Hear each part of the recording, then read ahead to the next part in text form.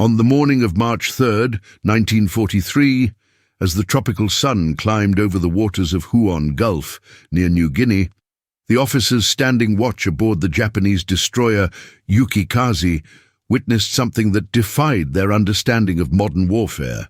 Through their binoculars, they observed 12 twin-engine bombers approaching their convoy, but these aircraft weren't following any tactical doctrine they'd ever studied or encountered.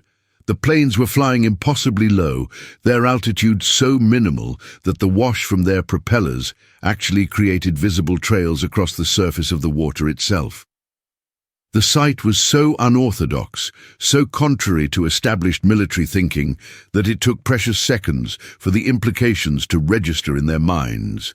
Within the span of just 15 minutes from that first sighting, these officers would bear witness to the complete and utter destruction of Japanese naval capability in the Southwest Pacific Theater, an annihilation so thorough and so rapid that it would fundamentally alter the strategic calculus of the entire war. The convoy steaming through those waters represented a critical lifeline for Japanese forces, transporting 6,900 desperately needed troops aboard 8 different transport vessels. These weren't just any soldiers, but reinforcements that Japanese commanders had deemed essential for maintaining their positions in New Guinea. 4 destroyer escorts, vessels that had successfully protected countless convoys across the vast Pacific since the opening salvos at Pearl Harbor, formed a protective screen around the transports. These warships represented the accumulated experience and tactical expertise of the Imperial Japanese Navy, crews who had survived multiple combat engagements and knew their business well. Yet all that experience, all that expertise, all those carefully honed tactical skills would prove utterly inadequate against what was bearing down on them. By the time the sun reached its zenith that day, every single one of those 8 transport ships would be transformed into burning wreckage, slowly sinking beneath the waves or already resting on the ocean floor. The 4 destroyer escorts would be shattered, some destroyed outright, others so badly damaged they'd never sail again. Along with the ships, 2,890 Japanese soldiers and sailors would perish in the waters of the Bismarck Sea, and with them would sink every assumption the Imperial Japanese Navy had made about the nature of air-sea combat. What the Japanese commanders couldn't have known, what they had no way of anticipating, was that these weren't conventional bombers executing a standard attack profile. The aircraft closing on their convoy were B-25 Mitchell medium bombers, but they'd been radically transformed by an unconventional engineer named Paul Gunn, a man his colleagues called Pappy. Gunn had taken these standard military aircraft and converted them into something entirely new, something that existed nowhere in military doctrine or tactical manuals. Each of his modified bombers carried 8 forward-firing 50-caliber machine guns, a concentration of firepower that was simply unprecedented for an aircraft of this type. But the modifications went beyond just the guns. These bombers had been purpose-built to execute a completely novel form of attack, one that their crews had practiced extensively, but which no Japanese officer had ever conceived as possible. Rather than approaching from altitude and releasing their bombs in the traditional manner, these aircraft would come in at wave-top height, using their devastating forward armament to suppress defensive fire, then literally skip their bombs across the water's surface like children skipping stones across a pond. The bombs would bounce along the waves before slamming into the hulls of enemy ships, their specially designed, delayed fuses ensuring they'd detonate inside the target vessels, rather than harmlessly against their exterior armor. The convoy that had departed from Rabaul just after midnight on March 1st, 1943, represented far more than a simple transport mission. This was the last major attempt by Japanese forces to reinforce their garrison at Leh using surface vessels, and everyone involved understood the stakes. General Hitoshi Imamura, commanding the 8th Area Army, had identified these reinforcements as absolutely critical for maintaining Japanese control of New Guinea, which in turn represented the final defensive barrier protecting the southern flank of the Japanese Empire itself. If New Guinea fell, the entire defensive perimeter would be compromised, opening up new avenues for Allied advances toward the Japanese home islands. The convoy's composition reflected its importance. Rear Admiral Masatomi Kimura commanded an escort force of 8 destroyers, and these weren't newly commissioned vessels with green crews, but battle-hardened warships that had seen extensive combat throughout the Pacific campaign. The destroyers Shirayuki, Shikinami, Uranami, Tokitsukaze, Yukikaze, Asashio, Arashio, and Asagumo formed a carefully arranged protective ring around the 8 transport ships they were charged with defending. Those transports, the Ayo Maru, Kenbo Maru, Kyokusei Maru, Oigawa Maru, Shinai Maru, Taimei Maru, Teo Maru, and the naval auxiliary vessel Nojima, collectively carried the entire 51st Division, those 6,900 elite troops, along with enough supplies and ammunition to sustain the Leh garrison for several months of operations. The planning that had gone into this convoy's departure had been meticulous, with Japanese meteorologists studying weather patterns and predicting 3 full days of storms that would provide perfect cover from American air reconnaissance.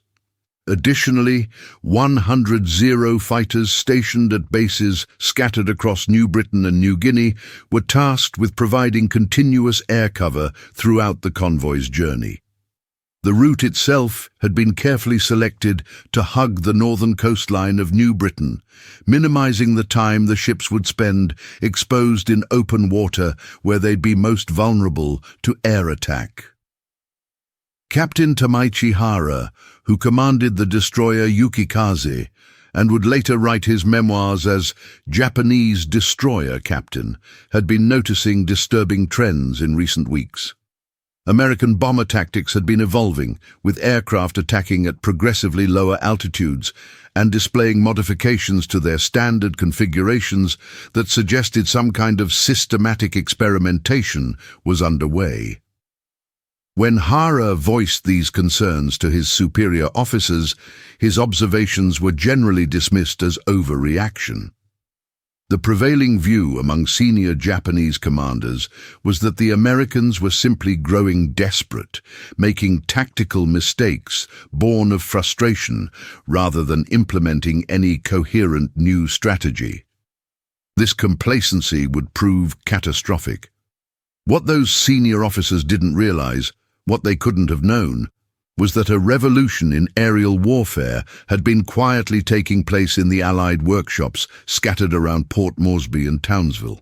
Beginning in August of 1942, Major Paul Gunn, who'd previously served as a Navy pilot before transitioning to the Army Air Forces, had been systematically transforming standard medium bombers into weapons that no military planner had ever imagined. Gunn's innovations emerged not from theoretical considerations or laboratory research, but from stark necessity confronting the realities of combat in the Pacific theater. Traditional high-altitude bombing tactics against naval vessels had proven almost completely ineffective, with hit rates consistently falling below 1%. When bombardiers released their weapons from altitudes around 10,000 feet, even the most skilled among them found it nearly impossible to hit moving targets. Ships' captains could observe bombs falling from that height and had several minutes to execute evasive maneuvers, dodging the incoming ordnance.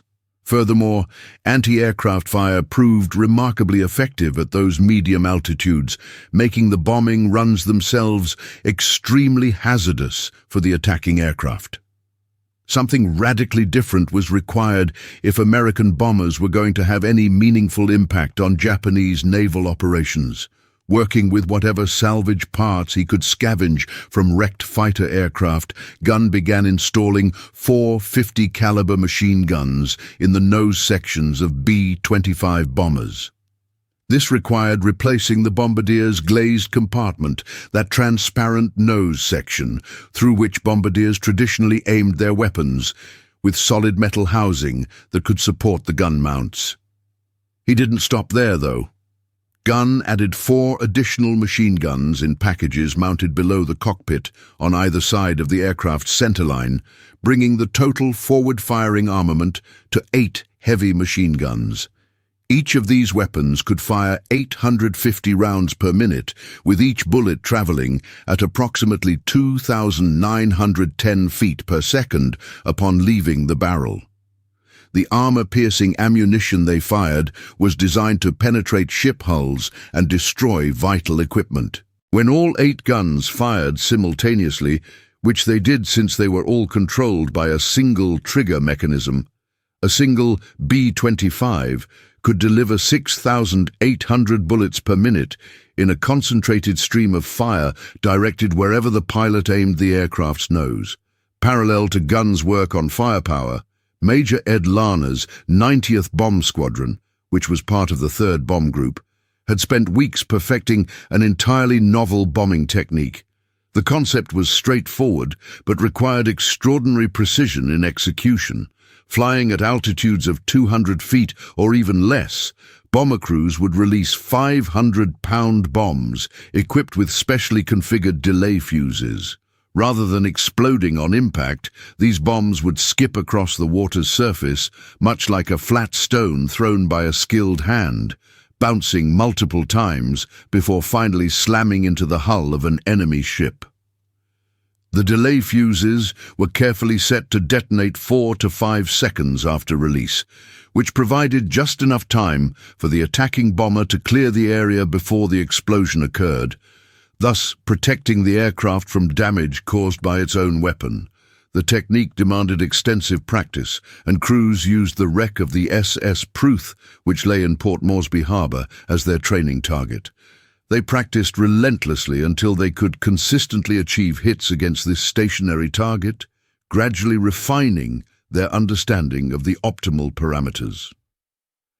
Through countless practice runs, they established that the ideal attack profile required an altitude between 200 and 250 feet, an airspeed of 200 to 250 miles per hour, and bomb release at a distance of 60 to 100 feet from the target vessel. These parameters represented the sweet spot where the bomb would skip properly, the aircraft would remain stable enough for accurate release, and the crew would escape the subsequent explosion safely. Every element had to work together perfectly. The storm cover that Japanese meteorologists had predicted for the convoy's journey began breaking up earlier than their forecasts had indicated. At 10 o'clock in the morning on March 2nd, a B-24 Liberator on routine reconnaissance duties spotted the ships through a gap in the cloud cover. The pilot immediately radioed the sighting back to base, and within hours, 28 B-17 Flying Fortresses from the 43rd Bombardment Group were airborne from Port Moresby, fully loaded with bombs and heading toward the convoy's reported position. These B-17s attacked from an altitude of 7,000 feet, which was lower than their typical operating altitude, but still high enough to remain above the effective range of most anti-aircraft fire from the ships below. They bracketed the convoy with 1,000-pound demolition bombs, walking their bomb patterns across the formation of ships. At 2:45 in the afternoon, the transport ship Kyokusei Maru took direct hits on her forward cargo holds, where much of her ammunition was stored.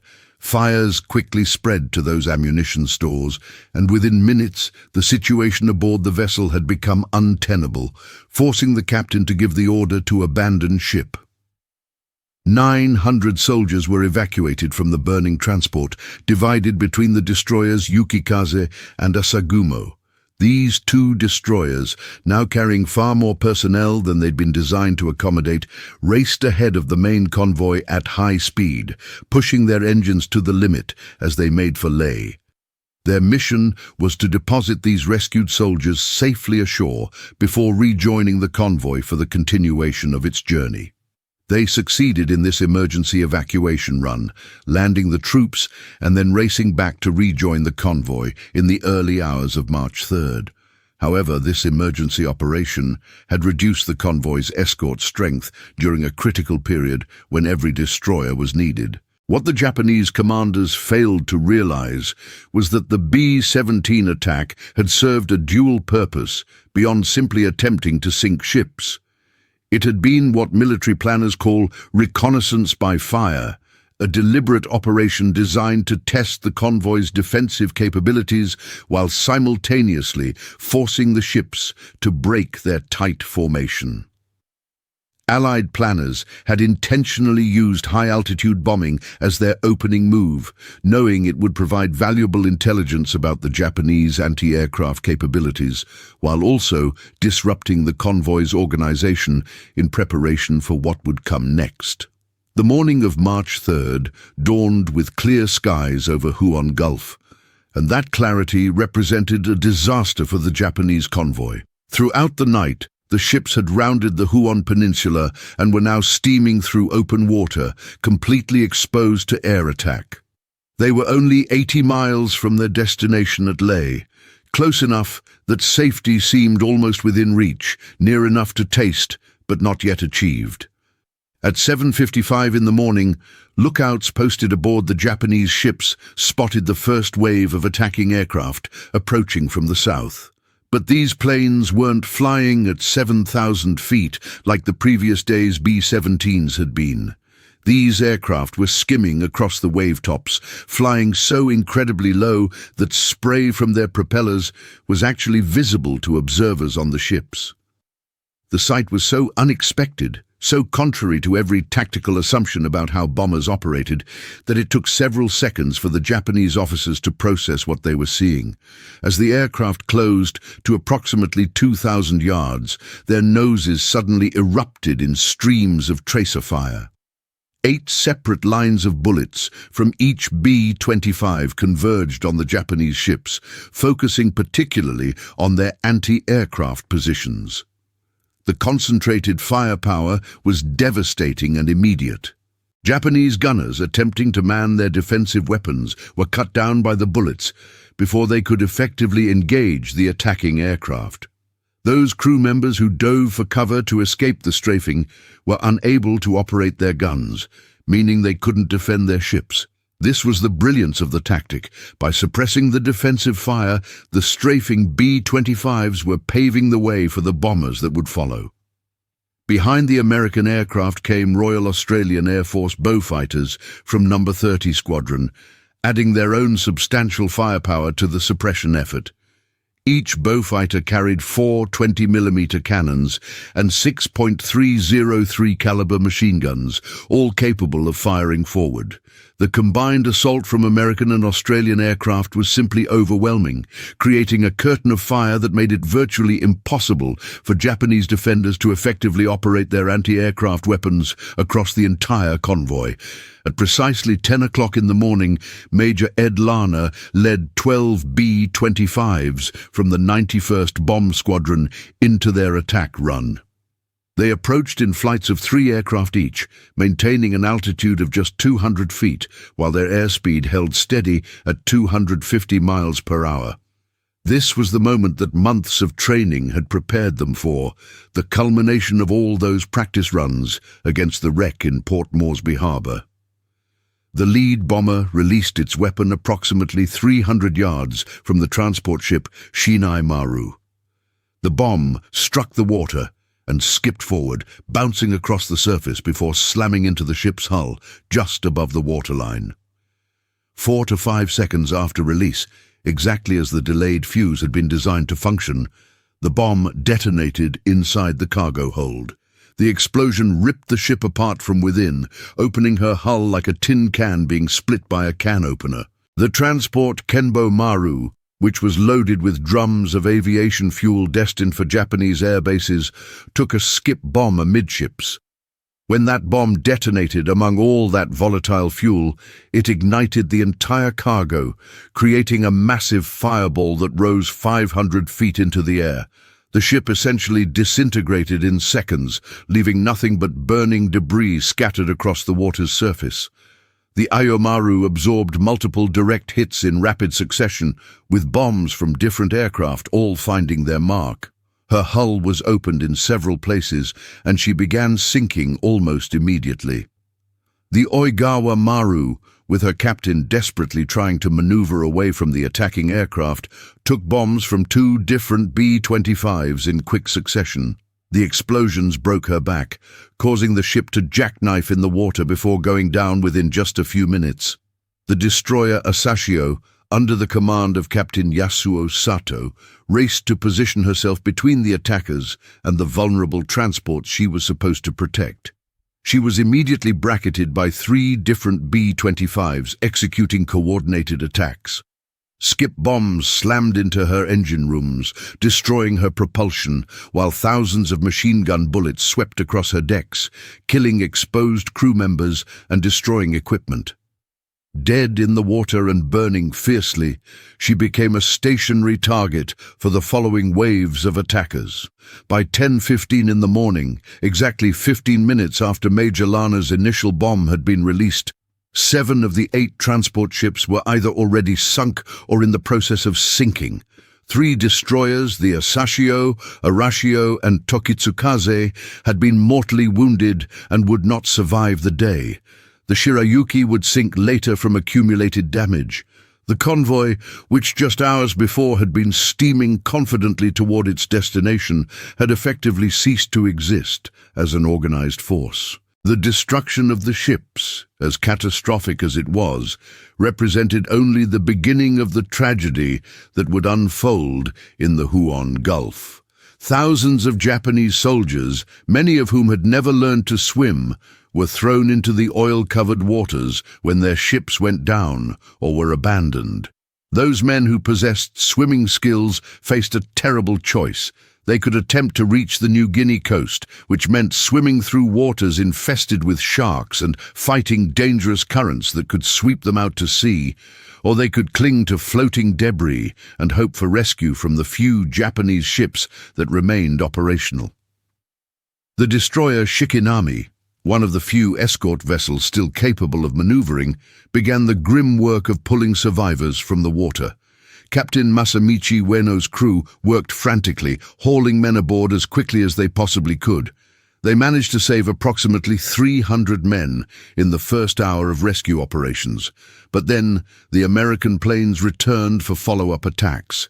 The subsequent attacks on March 4th specifically targeted lifeboats and rafts carrying survivors. Machine gun fire churned the sea into foam around these vulnerable targets. Life rafts were shredded under concentrated gunfire. PT boats also participated in the follow-up operations, actively working to prevent Japanese survivors from reaching the shore, following orders designed to ensure that enemy soldiers wouldn't be able to reinforce the Leh garrison that the entire operation had been designed to support. For those Japanese military observers who survived the attacks and made it back to Japanese-controlled territory, the experience revealed a devastating truth about how far American tactical innovation had advanced. The skip bombing technique, which had been developed and perfected in just a matter of months, had no counter-tactic anywhere in Japanese military doctrine. Ships couldn't depress their anti-aircraft guns far enough to effectively engage planes flying at mast height. Torpedoes, which might theoretically be used against surface vessels, were completely useless against aircraft. All the traditional anti-aircraft doctrine that Japanese crews had trained on and practiced was rendered irrelevant by this new form of attack. The firepower of the modified B-25s was particularly shocking to Japanese survivors who observed the attacks. Japanese fighter aircraft typically carried 2 7.7mm machine guns, occasionally supplemented by 20mm cannons for aircraft assigned to anti-bomber roles. These American bombers carried 850 caliber machine guns, representing the combined firepower of multiple fighter aircraft, all aimed forward in a single direction, all controlled by one pilot's trigger. Even more disturbing to Japanese analysts was the level of coordination displayed by the attacking forces. The operation had involved American B-17 conducting the initial high-altitude attacks, B-25 executing the skip-bombing runs, 20 attack bombers from the 3rd Attack Group providing additional firepower, and Australian bow fighters adding their weapons to the suppression efforts. Over 100 aircraft from different units, different services, and even different nations had worked together in perfect synchronization. They maintained radio communication throughout the entire battle, adjusting their tactics in real time based on reports being transmitted between aircraft. This level of coordination was something Japanese forces simply couldn't match, hampered as they were by service rivalries and inadequate communication systems. As night fell on March 3rd, the surviving Japanese destroyers returned to the battle site, searching desperately through the darkness for any survivors they could rescue. They found a sea covered with debris and corpses, with oil fires still burning on the water's surface in multiple locations. The destroyer Hatsuyuki arrived from Kavieng, carrying additional fuel, which allowed the rescue operations to continue through the night and into the following day. In total, approximately 2,700 men were pulled from the water and returned to Rabaul, though many of these survivors were wounded or suffering from exposure. Another 1,200 soldiers, including those who had been landed from the Kyokusei Maru before the main attack, eventually made it to Leh through various means. Of the 6,900 troops who had departed Rabaul with high hopes of reinforcing the New Guinea garrison, 2,890 were dead, lost in the waters of the Bismarck Sea. The 51st Division, which was supposed to provide fresh combat power for Japanese operations, had ceased to exist as an effective fighting force before firing a single shot at enemy forces. All the ammunition, food, medicine and equipment that were supposed to sustain operations for months had gone down with the transport ships. The aviation fuel that had been loaded aboard the Kenbo Maru, fuel that was supposed to keep Japanese aircraft flying for weeks, was now nothing more than a slick on the surface of the Bismarck Sea. Admiral Isoroku Yamamoto, who served as Commander-in-Chief of the combined fleet, received the battle report while in his cabin aboard the battleship Musashi, which was anchored at the major Japanese fleet base at Truk. According to staff officers who were present when he received the news, Yamamoto sat in complete silence for an extended period before speaking. The implications of what had happened were immediately clear to him. Japan could no longer reinforce its forward garrisons by surface convoy within the range of Allied aircraft. The naval lifeline that connected Japanese-held bases to their sources of supply had been severed. The strategic significance of what had happened in the Bismarck Sea extended far beyond the immediate tactical defeat. It represented a fundamental shift in how the Pacific War would be fought. Never again would Japanese forces attempt to reinforce their garrisons by surface convoy when those routes lay within range of Allied aircraft. General Imamura flew personally to Imperial General Headquarters in Tokyo to deliver his report on what had occurred. In a meeting that extended for 6 hours, he presented evidence demonstrating that American air power had evolved beyond Japanese ability to effectively counter it. The Americans weren't simply building more aircraft, though they were certainly doing that in vast numbers. More importantly, they were revolutionizing how aircraft were used in combat, developing entirely new tactics faster than Japanese forces could develop responses. On March 25, 1943, a joint Army-Navy Central Agreement on Southwest Area Operations designated operations in New Guinea as having priority over those being conducted in the Solomon Islands. But without the ability to reinforce positions by sea, this prioritization was essentially meaningless. Japanese forces in New Guinea would have to fight without any realistic hope of receiving significant reinforcements or resupply via surface vessels. For American forces, the victory validated 2 years of innovation and adaptation in the Pacific theater. General George Kenney, who commanded the 5th Air Force, had systematically transformed his command from a traditional bombing unit into something unprecedented in military history, an aerial navy capable of controlling sea lanes without requiring actual naval vessels. Major Ed Larner, whose 91st Squadron had led the skip-bombing attack that destroyed the convoy, was awarded the Distinguished Service Cross for his exceptional leadership. The citation specifically praised his extraordinary achievement in leading the attack that had destroyed the Japanese convoy. Tragically, Larner would die just 58 days later on April 30th, 1943, when his B-25 crashed during landing at Dobodura airfield. He had survived 87 combat missions, only to perish in an accident at his own base. The North American Aviation Company, which manufactured the B-25 Mitchell bomber, immediately began incorporating Papygun's field modifications into their factory production processes.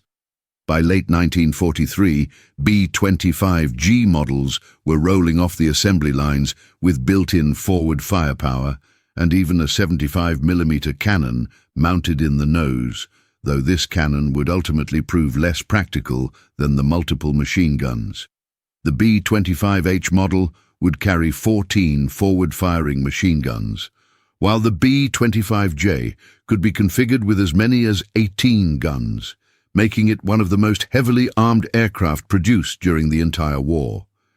Beyond all the strategic and tactical implications, the events at Bismarck Sea represented a profound human tragedy on a scale that statistics can only partially capture.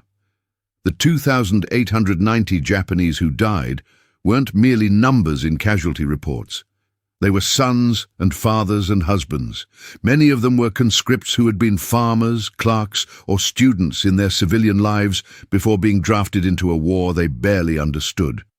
For the American pilots who participated in the strafing runs against survivors in the water, the military necessity of preventing enemy soldiers from reaching shore and reinforcing the garrison didn't make those actions any easier to bear psychologically. Some aircrew members reported experiencing nightmares about those missions for years after the war ended. The success achieved at Bismarck Sea triggered an acceleration of American tactical innovation across the Pacific theater. Within just a few months, new techniques were being developed and implemented at a rapid pace. Parafrags, which were parachute-equipped fragmentation bombs, were developed for attacking airfields, allowing low-level bombing without risking damage to the attacking aircraft from their own bomb blasts. White phosphorus bombs were introduced for marking targets, making it easier for following aircraft to identify and attack specific objectives. Skip bombing fuses were improved with more reliable delay mechanisms that reduced the already low failure rate even further. Each innovation built upon industrial capacity that allowed experimentation on a scale Japan simply couldn't match. Americans could afford to experiment because when experiments failed, the cost was measured only in materials, and materials were essentially unlimited given American industrial production. Japanese innovation increasingly stagnated because every experiment consumed irreplaceable resources that couldn't be easily replaced. By contrast to American adaptation and innovation, Japanese forces increasingly turned to spiritual rather than material solutions to their growing disadvantages. The kamikaze concept, using pilots as human-guided missiles, emerged partly from recognition that Japan couldn't match American technology or production. If Japanese forces couldn't outbuild the Americans or out-innovate them, the thinking went, they would try to outdie them, demonstrating a level of sacrifice that American forces wouldn't be willing to match. Crucial to the American victory at Bismarck Sea had been code-breaking intelligence that provided detailed advance knowledge of the convoy's plans. The Fleet Radio Unit Melbourne, working in conjunction with naval intelligence officers in Washington, had successfully decrypted Japanese radio messages that revealed the convoy's schedule, route, and exact composition. General Kenny had known precisely when and where to position his forces for maximum effect. This intelligence advantage had to be carefully protected at all costs. Allied planners deliberately staged reconnaissance flights that would ostensibly discover the convoy through visual observation, maintaining the fiction that it was aircraft spotting rather than signals intelligence that had provided the warning. This deception was executed so skillfully that Japanese forces never realized their communication codes had been compromised, and they continued using the same encryption systems throughout the war, systems that American cryptographers could read essentially in real time. The Royal Australian Air Force's participation in the battle demonstrated the exceptional level of coordination that Allied forces had achieved. RAAF Beaufighters from No. 30 Squadron and Boston's from No. 22 Squadron flew alongside American aircraft, communicating on the same radio frequencies and following the same tactical plans.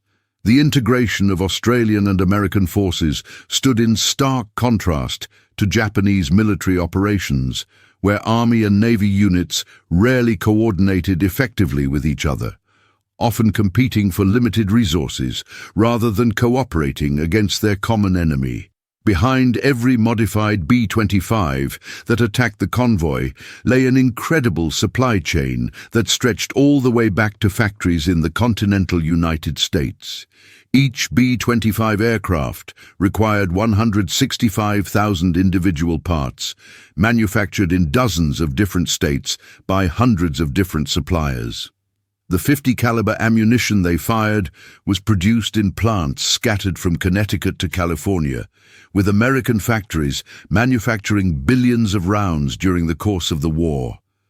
The special delayed action fuses that made skip bombing possible were precision instruments manufactured by the millions in American munitions plants. The fuel consumed in training flights and combat operations came from Texas oil fields and Louisiana refineries. Replacement parts for damaged aircraft arrived weekly by cargo ship from the United States, ensuring that maintenance crews always had the components they needed to keep aircraft flying. This vast and complex supply chain operated while America was simultaneously fighting in Europe, supplying Britain and the Soviet Union with massive quantities of equipment through Lend-Lease, and maintaining military forces scattered across the Pacific theater. The Japanese convoy destroyed at Bismarck Sea represented Japan's maximum effort to reinforce New Guinea, the absolute limit of what Japanese logistics could support. The forces that destroyed that convoy represented merely a tiny fraction of total American production capability deployed in just one theater of a global war. The American pilots who devastated the Japanese convoy had averaged approximately 400 hours of flight time before entering combat operations. They had practiced the skip bombing technique for weeks, using virtually unlimited supplies of fuel and ammunition for training. Each pilot had dropped dozens of practice bombs before executing the actual mission, refining their technique until it became almost second nature. By contrast, Japanese pilots entering combat in 1943 increasingly arrived at frontline units with less than 100 hours of total flight time. Fuel shortages meant that training had to be minimal, with students receiving only the absolute basics before being thrust into combat. The veteran pilots who might have served as instructors and passed on their accumulated knowledge were mostly dead, killed in the grinding attrition of continuous combat operations. The expertise they had gained at terrible cost was lost forever when they died. New Japanese pilots were essentially flying students being thrown into combat against experienced American aviators who had been thoroughly trained and had accumulated significant combat experience. After Bismarck Sea, Japanese forces in New Guinea found themselves strategically isolated, with no realistic means of receiving adequate support. Supplies now had to be delivered by submarine, a method that was extremely dangerous and severely limited in the cargo capacity it could provide. Alternatively, fast destroyer runs at night, sometimes called the Tokyo Express by American forces, could deliver small quantities of supplies, but these operations were equally hazardous and wholly insufficient for supporting major military operations. These high-speed runs could deliver only a tiny fraction of what the destroyed convoy had carried. Attempting to adapt to these constraints, Japanese forces turned to using small barges, trying to creep along the coast at night with supplies, hugging the shoreline and hoping to avoid detection. These barges became prime targets for American PT boats and modified B-25s that had been equipped with radar for night hunting operations. By June 1943, Japanese forces in New Guinea had been reduced to half rations, with each soldier receiving barely enough food to sustain life. By September, men were eating grass, tree bark and roots, anything that might provide minimal nutrition. The army that had conquered Singapore and swept through Southeast Asia in a matter of months was now literally starving to death, defeated not just by combat, but by the systematic cutting of supply lines through air power. For Japanese military culture, which was deeply rooted in centuries of samurai tradition that emphasized personal combat, individual heroism, and warrior spirit, the industrialized slaughter at Bismarck Sea represented something almost incomprehensible. How could one fight against an enemy who killed from a distance using overwhelming material superiority rather than engaging in direct combat? Japanese forces would increasingly resort to suicidal tactics as the war progressed, including banzai charges and kamikaze attacks, seeking what they considered meaningful death in the face of mechanized killing that seemed to render individual courage irrelevant. Americans would respond to these desperate tactics with even more firepower, more technology, more industrial solutions to military problems. The fundamental gap between traditional warrior culture and modern industrial warfare would only widen as the war continued. Pappy Gunn had installed automatic cameras in the tail sections of his modified B-25s, cameras that activated automatically whenever bombs were released from the aircraft. These cameras captured the destruction of the Japanese convoy in devastating detail, recording ships exploding, capsizing, and burning. The photographs provided unprecedented documentation of the battle's effectiveness, creating a visual record that could be studied and analyzed in ways that had never before been possible in naval combat. These images served multiple important purposes beyond simple documentation. They provided accurate battle damage assessment, allowing intelligence officers to verify pilot claims of ships destroyed with photographic evidence rather than relying solely on verbal reports that might be inaccurate in the confusion of combat. The images became valuable training aids, showing future pilots exactly how skip bombing worked under actual combat conditions, demonstrating the proper release point, the skip pattern, and the resulting damage. The photographs also served as powerful propaganda tools, demonstrating American technological and tactical superiority to allies and enemies alike, visual proof that the American military had fundamentally changed the nature of air-sea combat. The Japanese military had no equivalent photographic capability in their aircraft, forcing them to rely primarily on pilot reports that were often inaccurate or exaggerated in the heat and confusion of combat. The B-25s that destroyed the convoy had been flying continuously for months in the extremely harsh conditions of New Guinea, exposed to tropical heat that could reach well over 100 degrees Fahrenheit, humidity that bred corrosion on metal parts and electrical systems, and coral dust that abraded engines and damaged moving parts. Yet despite these challenging operating conditions, mechanical failures during the critical mission were extremely rare, a testament to both the aircraft's robust design and the skill of the maintenance crews. American engines were deliberately over-engineered, designed with power reserves and safety margins that allowed them to continue functioning even when not perfectly maintained or when operating in less than ideal conditions. Japanese aircraft, by contrast, suffered from increasingly poor maintenance as the war progressed and Japanese supply lines deteriorated. Spare parts became scarce, qualified mechanics even scarcer. Engines that were theoretically superior to American designs in terms of efficiency or power-to-weight ratio failed more frequently in actual combat conditions because they couldn't be properly maintained with the limited resources available.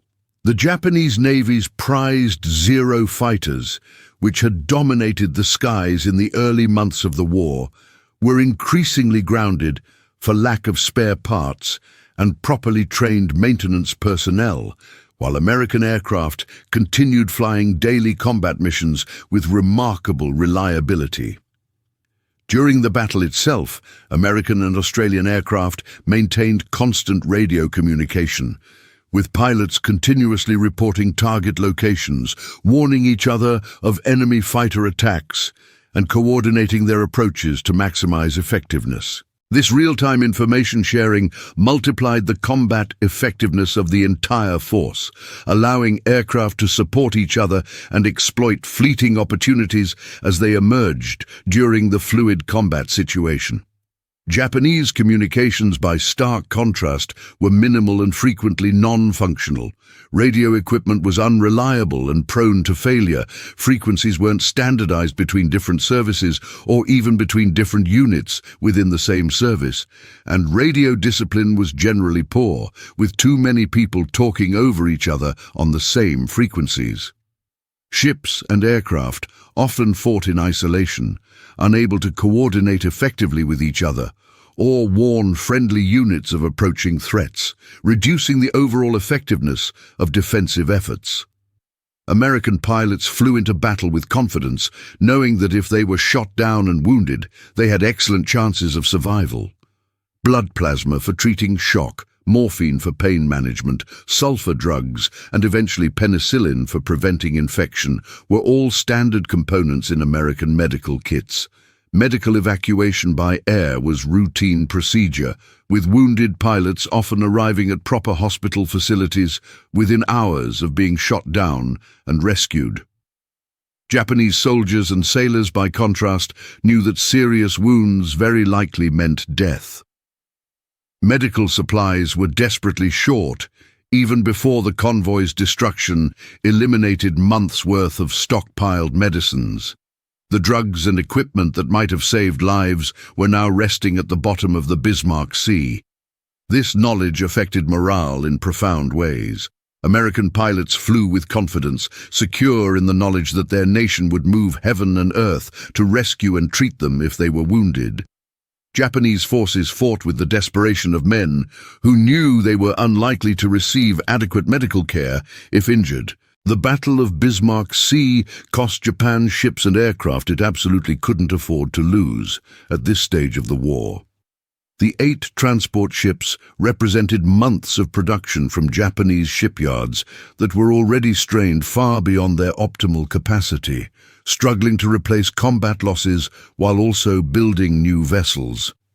The destroyed supplies and ammunition represented significant portions of total Japanese monthly production that couldn't be easily replaced given increasing resource shortages. For America, by contrast, the battle was economically insignificant, barely registering as a blip in the vast American war economy. The ammunition expended during the battle was replaced within days from enormous stockpiles scattered across the Pacific. The few aircraft lost were replaced within hours from reserves held at forward bases. American factories were producing approximately 100,000 aircraft annually by 1943, which worked out to nearly 300 complete aircraft every single day. The fuel burned in training exercises and combat operations represented such a small fraction of total American petroleum production that it was essentially a rounding error in monthly output statistics. The reverberations from Bismarck Sea echoed through the remainder of the Pacific War, influencing strategic decisions and tactical development on both sides. The battle proved conclusively that air power alone could control sea lanes without requiring surface naval vessels to be physically present. It demonstrated that industrial innovation, when properly applied and adequately resourced, could create entirely new forms of warfare, faster than enemies could develop effective counters. For Japanese forces, the battle marked the beginning of the end of their position in the Southwest Pacific. Cut off from reinforcement and adequate supply by American air dominance, they would fight a series of desperate holding actions, each one ending in either annihilation or slow death by starvation and disease.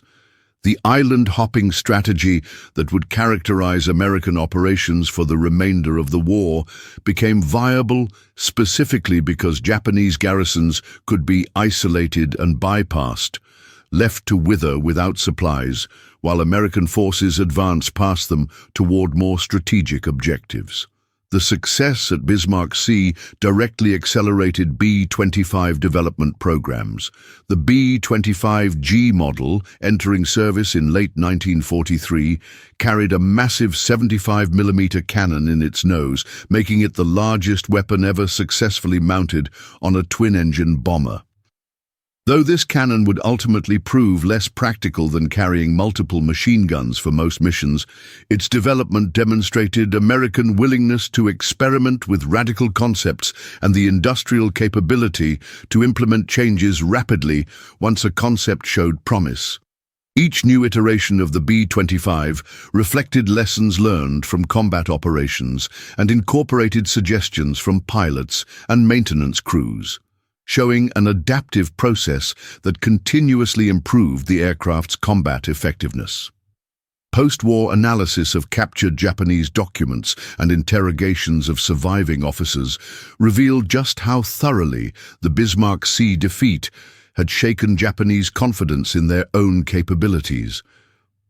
Intelligence reports circulated within the combined fleet began emphasizing American material superiority rather than tactical superiority, a significant shift from earlier assessments that had attributed American successes primarily to luck or to specific Japanese mistakes that could be corrected.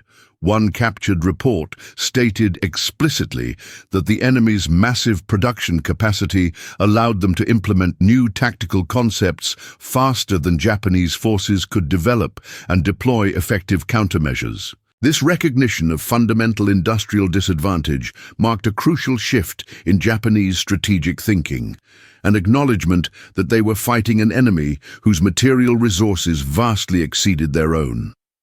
Following Bismarck Sea, Imperial General Headquarters conducted a comprehensive review of Japanese strategy across the entire Southwest Pacific theater. The conclusions reached were sobering for Japanese planners.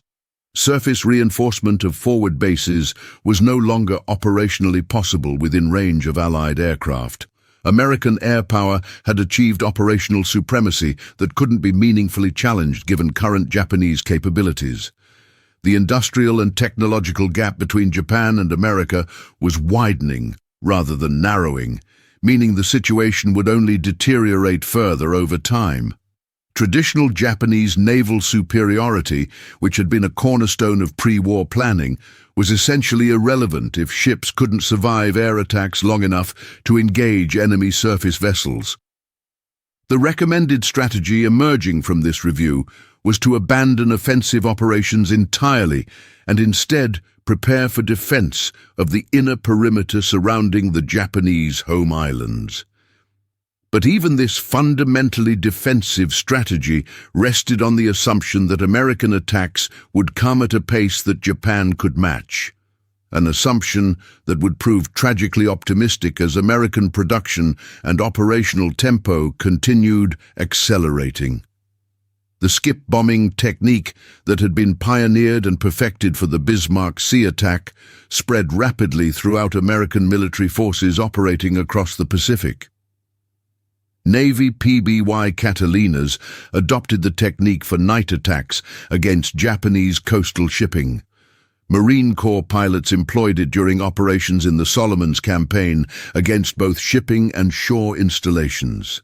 Even transport pilots received training in the basic technique in case they encountered enemy shipping during their flights. This rapid proliferation was made possible by America's standardized training systems, equipment commonality across units, and effective communication networks.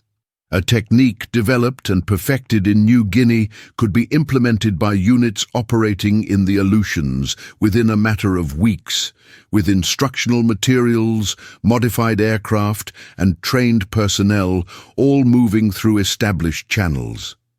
Japanese forces, divided by deep service rivalries between Army and Navy and hampered by poor communication between units, rarely managed to share innovations effectively even within the same theater of operations, let alone across different regions.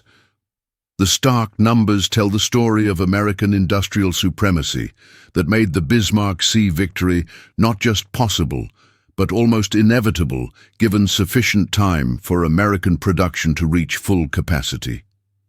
During the entirety of World War II, American factories produced 9,816 B-25 Mitchell bombers, representing just one model of medium bomber among many types being manufactured simultaneously. Ammunition plants scattered across the United States manufactured approximately 12 billion rounds of 50 caliber ammunition during the war years. Flight training schools graduated 193,440 pilots, far more than could possibly be used simultaneously, creating a deep reserve of trained aviators. Every critical B-25 component was stockpiled in multiple locations across the Pacific Theater, ensuring that spare parts would be available wherever they were needed. Against this tidal wave of industrial production, Japanese military courage and fighting spirit, while undeniably real and often remarkable, were simply irrelevant. The bravest samurai warrior couldn't overcome the cold mathematics of mass production and industrial capacity. Papigun's camera installations, which documented the attack in such detail, provided unprecedented opportunity for scientific analysis of combat effectiveness. The film footage was studied frame by analysts, revealing optimal tactics with precision that had never before been possible. The analysis determined that bomb release at altitudes between 200 and 250 feet, approach speeds of approximately 245 miles per hour, and release distances of 60 to 100 feet from the target provided maximum effectiveness in terms of hit probability and bomb penetration. This scientific approach to warfare, carefully measuring every variable, analyzing results systematically, and continuously optimizing tactics based on empirical data, represented a quintessentially American approach to military problems. War became an engineering challenge with industrial solutions rather than a test of warrior spirit or individual heroism. Japanese forces, steeped in centuries of martial tradition, found this industrialized approach to combat almost incomprehensible, a way of war that seemed to strip away everything that gave combat meaning in traditional terms. The loss of supplies when the convoy was destroyed created an immediate and severe economic crisis for Japanese forces throughout New Guinea. Within just a few weeks of the battle, frontline units were reporting critical shortages across every category of supplies. Ammunition was restricted to 10 rounds per day per soldier, barely enough for defensive fire, let alone offensive operations. Rice rations, the staple of Japanese military diet, were reduced to just 400 grams daily, insufficient for men engaged in combat operations in tropical conditions. Medical supplies were completely exhausted, meaning even minor wounds could become fatal through infection. Fuel for vehicles became unavailable, immobilizing transport and forcing units to rely on human porters for moving supplies. Aircraft were grounded for lack of spare parts and fuel, surrendering air superiority completely. American forces operating in the same theater, by stark contrast, had such abundant supplies that soldiers would sometimes complain if ice cream wasn't available daily at mess facilities. The economic disparity between the two sides was so vast that captured Japanese soldiers often refused to believe what they were shown of American supply levels, assuming they were being shown propaganda rather than genuine logistics operations. Success at Bismarck Sea accelerated American innovation across multiple aspects of aerial warfare. Within just a few months of the battle, new developments were being implemented at an impressive pace. Improved skip bombing fuses with more reliable delay mechanisms reduced the already low failure rate even further. Napalm, a jellied gasoline mixture that stuck to targets and burned intensely, was developed for area attacks against Japanese defensive positions. Rocket-assisted bombs were created to provide increased penetration against fortified targets.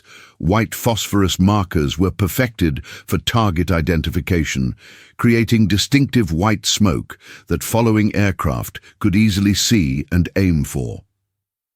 Each innovation built upon the fundamental industrial capacity to experiment with new concepts, test them under controlled conditions, and then rapidly implement successful ideas across the entire force. Americans could afford failed experiments because they cost only materials and time, both of which America had in abundance. Japanese innovation, by contrast, stagnated, because every experiment consumed irreplaceable resources, and failures couldn't be easily absorbed given the limited industrial base. Behind every B-25 that participated in the attack at Bismarck Sea stood a dedicated maintenance crew, working in primitive conditions to keep aircraft flying. These men, often working in jungle clearings with improvised tools and limited facilities, performed what can only be described as daily mechanical miracles. They overhauled engines in jungle workshops using basic equipment. They repaired extensive battle damage with improvised materials and creative solutions. They implemented field modifications using only hand tools and ingenuity. They turned aircraft around between combat missions in just a few hours, sometimes working through the night to ensure maximum availability for the next day's operations. This maintenance capability reflected America's deep pool of technical expertise. Hundreds of thousands of American men had civilian experience working with engines, repairing electrical systems, and working with metal, skills they'd learned in civilian jobs before the war. This vast reservoir of technical knowledge and practical skill was perhaps America's greatest military advantage, one that showed up not in dramatic combat, but in the unglamorous day-to-day work of keeping complex machinery functioning under difficult conditions. The strafing of survivors in the water, which remains controversial even among military historians, served a harsh but calculable military purpose beyond the immediate tactical objective. Japanese forces throughout the Pacific Theater learned through bitter experience that attempting to reach shore after their ships were sunk meant facing likely death from air or surface attack. This psychological impact extended far beyond the immediate aftermath of Bismarck Sea, affecting Japanese morale and decision-making in future engagements. Soldiers and sailors knew that even if they survived their ship sinking, their ordeal was far from over. Adding another layer of stress to an already terrifying situation, General Douglas MacArthur, in his official communiqué about the battle, called Bismarck Sea the decisive aerial engagement in the Southwest Pacific Theater. His initial report somewhat inflated Japanese losses, as often happened with battle damage assessments made in the heat of combat, but the strategic impact fully justified his enthusiasm. Air power had definitively proven it could interdict sea lanes as effectively as submarines or surface vessels, fundamentally changing the calculus of Pacific warfare. Admiral Yamamoto, after reading the detailed battle reports from surviving officers, made a fateful decision driven at least partially by the depression and concern following the Bismarck Sea defeat. He would personally visit forward bases to boost morale that had been badly shattered by the catastrophic loss.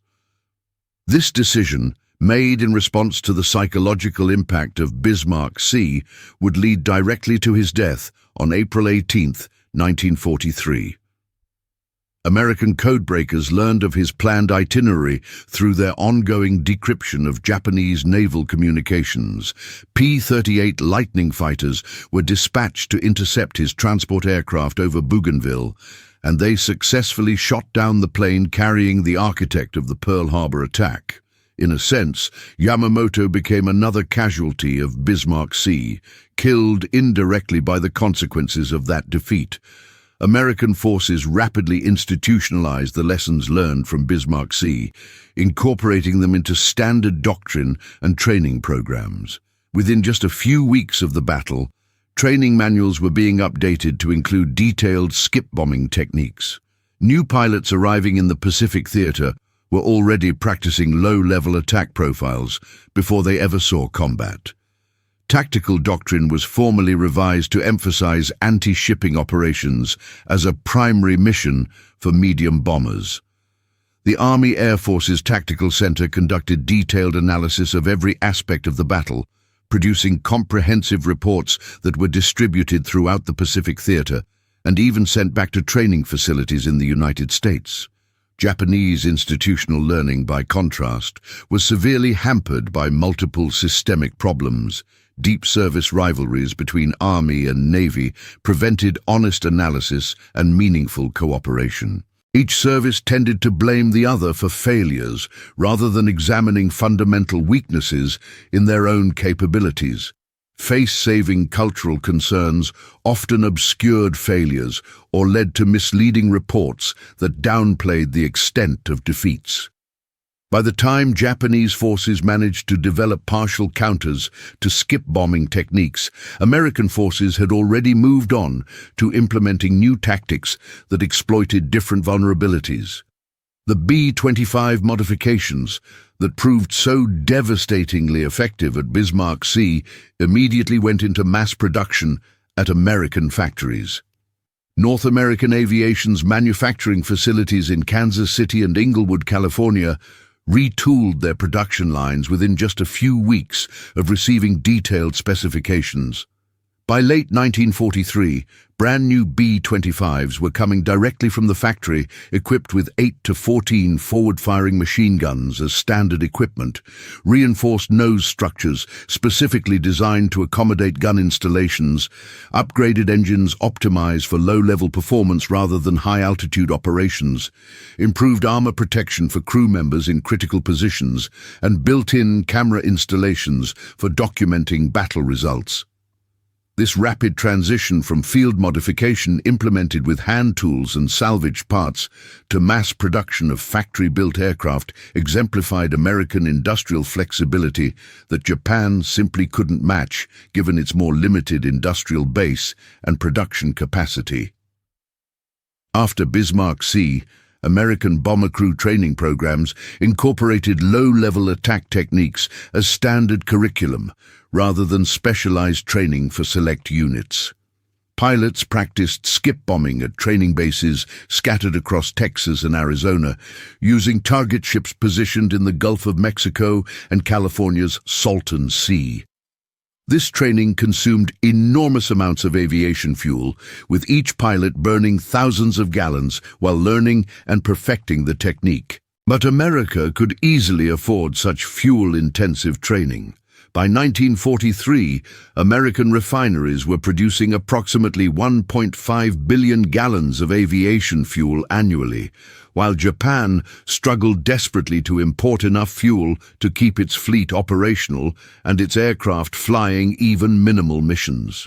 Several B-25s returned from the Bismarck Sea attack with significant battle damage, including holes from anti-aircraft fire that had penetrated wings and fuselage, damaged control surfaces that made the aircraft difficult to handle, and engines that had been hit by fragments and were running roughly or losing power. Within 72 hours of landing, every single one of these damaged aircraft was back in the air and ready for combat operations. Repairs were accomplished using aluminum patches fabricated in field workshops with basic metalworking tools. replacement engines installed using improvised hoists and makeshift equipment, control cables spliced together using salvage materials and innovative techniques, and fuel tanks patched with rubber salvaged from destroyed Japanese equipment. Japanese aircraft suffering similar levels of damage would typically have been written off as total losses, perhaps cannibalized for any salvageable spare parts that could be used to keep other aircraft flying, but unlikely to ever fly again themselves. The delayed action fuses that made skip bombing tactically viable were themselves marvels of precision engineering, manufactured to extraordinarily tight tolerances, measured in thousandths of an inch. These fuses had to survive the violent impact of hitting the water's surface at speeds exceeding 200 miles per hour, continue functioning reliably after skipping multiple times across the wavetops, and detonate at precisely the right moment, neither too early nor too late. American factories produced these sophisticated fuses by the millions during the war years, with each individual unit tested and certified to ensure it met specifications. Japanese fuses, by comparison, suffered from failure rates that exceeded 20% by 1943, a consequence of deteriorating quality control as the war progressed and increasing material shortages that forced the use of substandard components. American aircraft located the Japanese convoy precisely when and where intelligence had predicted, despite significant distance from their bases and challenging weather conditions. This successful navigation reflected multiple American advantages in training and equipment. American pilots typically accumulated approximately 400 hours of flight time before being assigned to combat units, giving them extensive experience with navigation under various conditions. Navigation equipment on American aircraft was generally reliable and accurate, including quality compasses and instruments that functioned properly. Map quality was excellent, with detailed charts created from pre-war surveys and updated with reconnaissance information. Weather forecasting provided to American units was remarkably accurate, based on a sophisticated meteorological support network that could predict conditions with reasonable precision. Japanese navigation capabilities, by contrast, increasingly relied on simply following lead aircraft or using coastal landmarks for guidance, significantly limiting operational flexibility and making it difficult to operate effectively in poor weather or at night. American intelligence had obtained detailed information about the convoy through successful code-breaking operations, but this priceless advantage had to be carefully protected at all costs. Reconnaissance flights were deliberately staged to discover the convoy through visual observation, maintaining the fiction that it was aircraft spotting rather than signals intelligence that had provided the critical warning. This elaborate deception was executed so skillfully and consistently that Japanese military forces never realized throughout the entire war that their supposedly secure codes had been compromised from early in the conflict. They continued using the same encryption systems that American and Allied cryptographers could read almost in real time, providing invaluable intelligence throughout the Pacific War. The 1,200 Japanese soldiers who eventually reached Leh discovered a garrison that was already operating on significantly reduced rations even before the convoy's destruction. The massive quantities of supplies that were supposed to sustain operations for months, allowing Japanese forces to conduct offensive operations and defend against Allied attacks, had been sent to the bottom of the Bismarck Sea. Within just a few weeks, Japanese forces were desperately foraging for food in the surrounding jungle, trying to supplement inadequate rations with anything edible they could find. Disease rapidly became epidemic among the malnourished and stressed troops. Malaria, spread by the abundant mosquitoes in tropical conditions, struck down hundreds of men. Dysentery, caused by contaminated water and poor sanitation, weakened soldiers and killed many. Tropical ulcers, which developed from minor cuts and scratches in the hot, humid conditions, became major medical problems. Malnutrition itself became a primary cause of casualties. By June 1943, just 3 months after the battle, the effective combat strength of Japanese forces at Leh had been reduced by approximately 60% through disease and starvation alone, without significant combat casualties. American pilots participating in the Bismarck Sea attack were serving limited combat tours, typically either 50 combat missions or 6 months of continuous combat operations, whichever came first, before being rotated back to the United States. This rotation system served multiple important purposes. It preserved the lives and sanity of experienced combat veterans who would otherwise have continued flying until they were killed. It disseminated hard-won combat experience throughout the entire force, as returning veterans became instructors at training bases, passing on their knowledge and techniques to the next generation of pilots heading to the Pacific. It maintained pilot morale by giving men a light at the end of the tunnel, a defined endpoint to their combat service. Japanese pilots, by stark contrast, flew continuous combat operations until they were killed, with no rotation system and no prospect of returning home. The accumulated expertise and combat wisdom these men gained through surviving multiple engagements was lost forever when they were finally shot down. By late 1943, most of the experienced Japanese pilots who had started the war were dead, and their replacements were increasingly poorly trained novices with minimal flight time being thrown into combat against American veterans who had survived dozens of missions. The Battle of Bismarck Sea represented a convergence of multiple American technological and organizational advantages, each individually significant, but together creating an overwhelming superiority. Industrial capacity provided the ability to produce modified aircraft in quantity and to rapidly implement successful innovations across the entire force. A cultural emphasis on innovation encouraged field modifications and allowed unconventional solutions to tactical problems. Extensive training resources permitted the perfecting of new tactics through countless practice runs before combat employment. Intelligence capabilities, both signals intelligence and reconnaissance, enabled the precise location of targets and the optimal timing of attacks.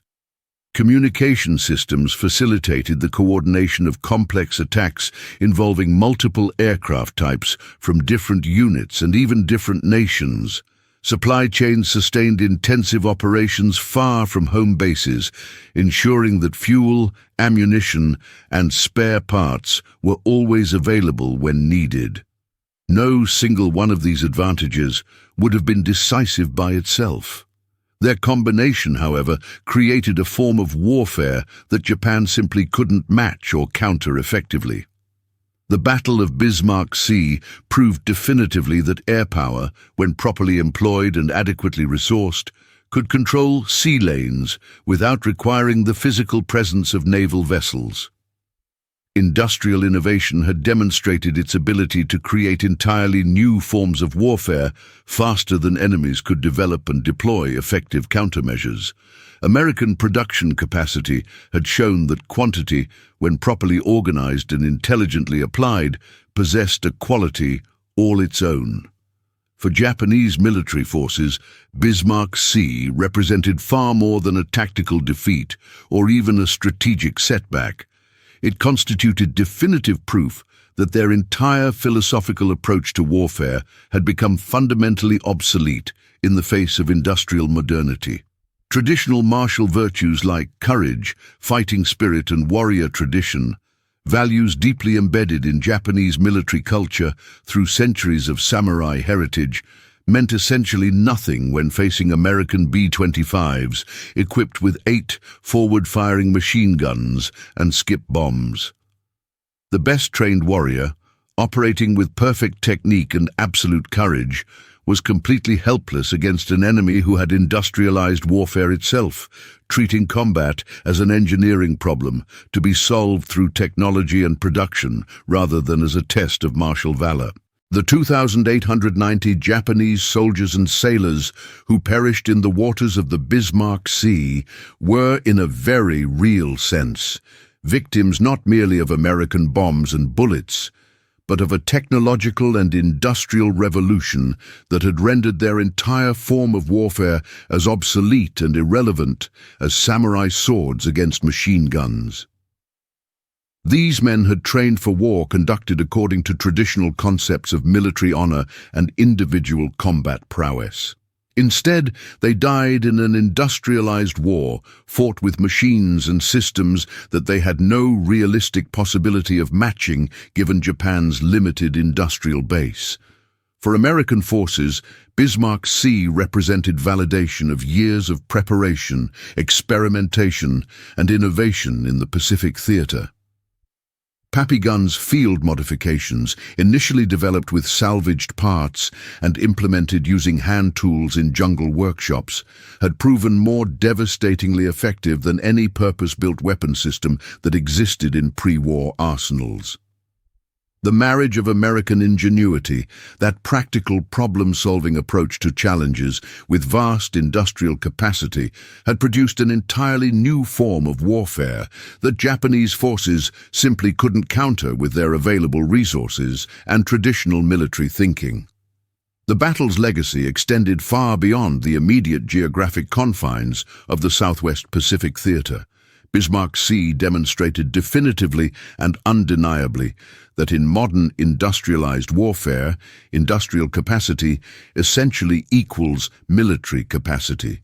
The nation capable of building the most weapons, training the most personnel, innovating the fastest, and adapting the quickest to changing circumstances would ultimately prevail regardless of traditional military virtues. Courage, loyalty, and self-sacrifice remained important human qualities, valued in any military force, but they were no longer sufficient by themselves to determine the outcome of modern wars. Superior production and technology could overwhelm even the most courageous and dedicated forces. In those 15 minutes over the Bismarck Sea waters, 8 modified bomber aircraft accomplished what the entire Imperial Japanese Navy, with all its accumulated tradition and expertise, couldn't prevent. They severed Japan's maritime supply lines and condemned Japanese forces throughout New Guinea to a slow death through starvation and disease. Those 15 minutes marked the historical moment when industrial warfare definitively and irreversibly replaced traditional military concepts throughout the Pacific theater. The Japanese soldiers and sailors who witnessed the attack and couldn't believe what they were seeing were entirely correct to be incredulous. They were observing something that shouldn't have been possible according to everything they understood about naval warfare and military operations. But American industrial innovation, combined with a willingness to experiment and adapt, had transformed the impossible into routine, had turned the unthinkable into standard operating procedure. The Battle of the Bismarck Sea stands as definitive historical proof that in the age of modern warfare, the nation possessing the most productive factories will defeat the nation fielding the bravest individual soldiers. This was a brutal lesson, written in flame and blood across the waters of Huon Gulf, a lesson that would define and determine the remainder of the Pacific War's trajectory. In an era of industrial warfare, production capacity is power, innovation becomes strategy itself, and the assembly line ultimately proves mightier than even the sharpest sword wielded by the most skilled warrior. The Japanese military establishment could not initially believe or accept what they witnessed when modified B-25 Mitchell bombers destroyed 8 transport ships in just 15 minutes of sustained attack. By the time Japanese forces fully accepted and internalized this new reality, understanding that warfare had fundamentally changed in ways that favored American industrial strength, it was already far too late to alter the war's ultimate outcome. The war had effectively been lost, not during those 15 minutes of spectacular destruction over the Bismarck Sea, but during the preceding years of American industrial preparation and innovation that had made those 15 minutes of devastation possible. The Battle of the Bismarck Sea simply represented the moment when that long-prepared American victory became undeniably and spectacularly visible to all who witnessed it, friend and foe alike.